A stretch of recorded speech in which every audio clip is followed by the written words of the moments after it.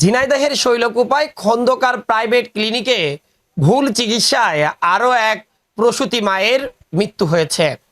এই নিয়ে গত 1.5 মাসে ঝিনাইদহের বিভিন্ন ক্লিনিকে অব্যবস্থাপনা এবং ডাক্তারদের অবহেলার কারণে কখনো আবার ঔষধের ভুলে প্রাণ গেছে এই পর্যন্ত 9 প্রসূতি সহ 10 জনের। প্রশ্ন, মানুষ ডাক্তারের কাছে যায় সুস্থ হওয়ার জন্য, সেখানে যদি 1.5 মাসে 10 জন মানুষ ডাক্তার বাড়িতে গিয়ে একেবারে সুস্থ সবল একজন মানুষ কখনো একটি নবজাতককে জন্ম দিতে গিয়ে আবার কখনো অন্যান্য রোগের চিকিৎসা করতে গিয়ে এভাবে প্রাণ হারাচ্ছে, যেটি কল্পনাও করা যায় না। ডাক্তাররা বলছে এটি ঔষধের ভুলের কারণে এমন হচ্ছে, তবে রোগী ও রোগীর স্বজনরা বা বিভিন্ন তদন্ত শেষে দেখা যাচ্ছে অনেক সময় অনভিজ্ঞ ডাক্তার এবং মেয়াদ উত্তীর্ণের কারণেই এমন ঘটনা ঘটছে। আজ শৈলকুপা উপজেলার খন্দকার প্রাইভেট ক্লিনিকে যে ঘটনাটি ঘটেছে, খবর নিয়ে জানা যায় আজ সকালে উপজেলার ধলহরাচন্দ্র ইউনিয়নের মালিথা গ্রামের ফাতেমা খাতুন 30 নামের এক গৃহবধূ তৃতীয় সন্তানের জন্ম দিতে এবং প্রথমবারের মতো সিজার করতে প্রসব বেদনা নিয়ে উপজেলার খন্দকার ক্লিনিকে এসে ভোরবেলা ভর্তি হন। এরপর সকালেই একজন অনভিজ্ঞ ডাক্তার, যার নাকি অপারেশন করতে উপজেলা স্বাস্থ্য কমপ্লেক্স তার উপর নিষেধাজ্ঞা জারি করেছিল, ঠিক সেই ডাক্তারই আজ সকালে তাকে অপারেশন করার পর যখন অবস্থার অবনতি হয় এবং হাসপাতালেই মারা যায়, তখন সেই ঘটনা ধামা চাপা দিতে খন্দকার প্রাইভেট ক্লিনিক কর্তৃপক্ষ একটি অ্যাম্বুলেন্স যুগে সেই মৃতদেহটি কুষ্টিয়ায় রেফার করে। অর্থাৎ প্রত্যেকটা হাসপাতালে এরকম রোগী মারা যাওয়ার পরই আমরা দেখেছি যে ঘটনাটা ঘটে, হাসপাতাল কর্তৃপক্ষ তড়িঘড়ি করে একটি অ্যাম্বুলেন্স ভাড়া করে কুষ্টিয়া বা যশোরে বা ঢাকায় রেফার করে। ঠিক এই ঘটনাটাই ঘটেছে শৈলকুপায়। এরপর ফাতেমা খাতুন যে নবজাতকের জন্ম দিয়েছেন, তিনি একজন কন্যা শিশু বা কন্যা সন্তান, তিনি তো সুস্থ আছেন, কিন্তু জন্মের পরপরই তার মাকে তিনি হারিয়ে পরম আদরের ধন বা পৃথিবীর সবচেয়ে শ্রেষ্ঠ সম্পদ তার মাকে হারিয়ে তিনি আজ এতিম হয়েছেন, বঞ্চিত হয়েছেন মায়ের সেবা থেকে। খবর নিয়ে জানা যায় গণমাধ্যম কর্মীরা সেখানে তথ্য সংগ্রহ করতে গেলে এই হাসপাতালের কতিপয় অসাধু ব্যক্তি তাদের ক্ষমতার দাপট দেখিয়ে সাংবাদিকদের কাছে কোনো রকম তথ্যই তারা প্রদান করেনি।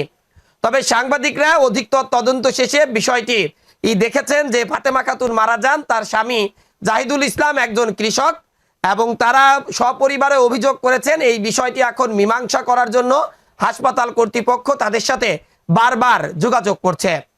প্রশ্ন, দিনের পর দিন এভাবে হাসপাতালে ডাক্তারের অবহেলাই হোক বা হাসপাতাল কর্তৃপক্ষের ভুলেই হোক আর ঔষধের ভুলেই হোক, এভাবে যদি মানুষ প্রাণ হারাতে থাকে তাহলে ডাক্তারদের কাছে কিন্তু মানুষ জবাব বাদ দিয়ে দেবে।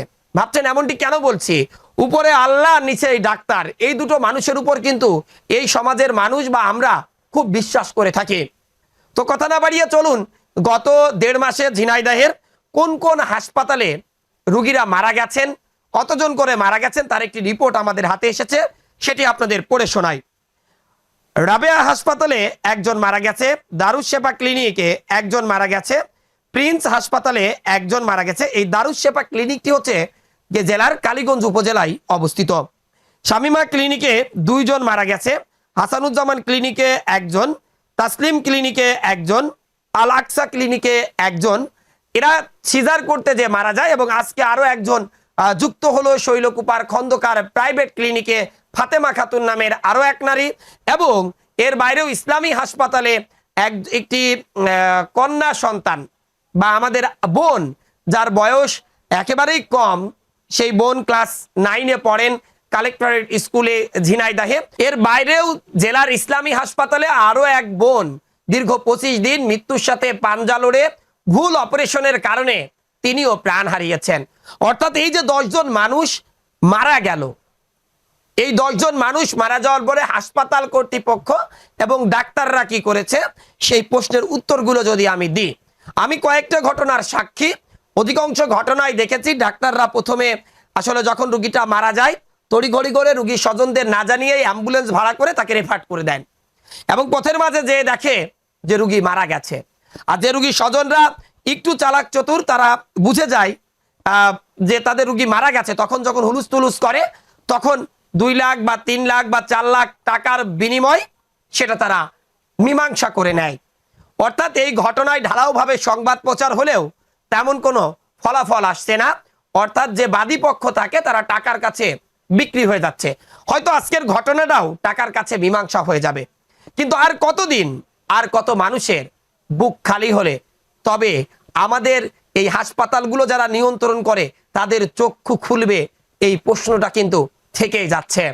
ডাক্তাররা সংবাদ সম্মেলনের মাধ্যমে অভিযোগ করেছেন বা বিভিন্ন গণমাধ্যমে অভিযোগ করেছেন, তাদের কোনো ভুল নেই, ভুল হচ্ছে ঔষধের।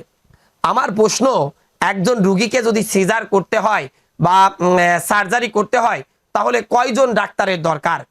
প্রথমত একজন সার্জারি বিশেষজ্ঞ ডাক্তারের দরকার, এরপর একজন অজ্ঞান করা ডাক্তারের দরকার, এবং তাদের সুস্থ করার জন্য বা এই রুগীটিকে সুস্থ করার জন্য এবং ডাক্তারদের সাহায্য করার জন্য বেশ কয়েকজন অভিজ্ঞ নার্সেরও প্রয়োজন। কিন্তু অধিকাংশ ক্লিনিককে দেখা যায় বা অধিকাংশ ক্লিনিক ও বেসরকারি হাসপাতালগুলোতে পর্যবেক্ষণ করলে দেখা যায় যে যারা রুগীদেরকে অপারেশন করছেন বা সিজার করছেন তারা সিজারিয়ানে বা সার্জারিতে অভিজ্ঞ নয়। আবার কোথাও কোথাও দেখা যাচ্ছে যে একই ডাক্তার অজ্ঞান করছে, তিনি অপারেশন করছেন। এই জন্য অ্যানথেক্সিয়ার যে মাত্রা সেটি বেশি হওয়ার কারণেও কিন্তু রুগীদের আর জ্ঞান ফিরছে না, রুগী মারা যাচ্ছে। এখনই সময় এই অবৈধ সিন্ডিকেটের লাগাম টেনে ধরা। যদি লাগাম টেনে ধরা না যায়, আরো অনেক মানুষ এই পৃথিবীর মায়া ত্যাগ করে পরপারে পাড়ি জমাবে। অনেক ছোট ছোট শিশু তাদের পরম আদরের ধন তার মাকে হারাবে, বঞ্চিত হবে মাতৃস্নেহ থেকে। আমরাও চাই আজকে ফাতেমা খাতুনের যে ছোট্ট ছোট্ট দুটো সন্তান রেখে এবং নবজাতক একদিনের একটি বাচ্চা রেখে পৃথিবীর মায়া ত্যাগ করে ডাক্তারদের ভুলে পরপারে পাড়ি জমালেন এই ডাক্তার, এবং একই সাথে অবৈধ লাইসেন্সবিহীন খন্দকার ক্লিনিকেরও বিচার হওয়া উচিত। শুধু টাকার কাছে বিক্রি হয়ে গেলে প্রশাসনের কোনো দরকারই নেই। পরবর্তীতে যে কোনো খবরের আপডেট পেতে আমাদের সাথেই থাকুন।